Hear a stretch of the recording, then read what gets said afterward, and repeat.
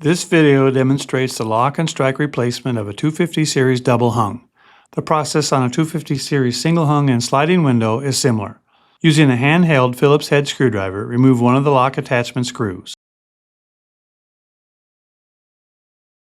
Move the lock lever into the unlocked position to access the other screw for removal. Remove the screw and remove the lock. Remove the screws from the keeper.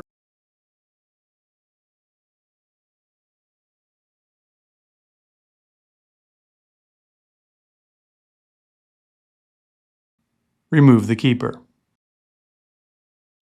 Position the new keeper onto the sash, aligning the keeper screw holes with the sash screw holes.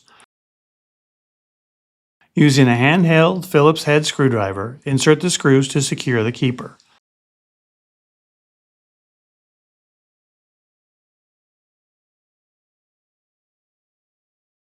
Position the lock in the unlocked position onto the lower sash meeting rail, aligning the lock screw holes with the rail screw holes. Using a handheld Phillips head screwdriver, install one of the attachment screws.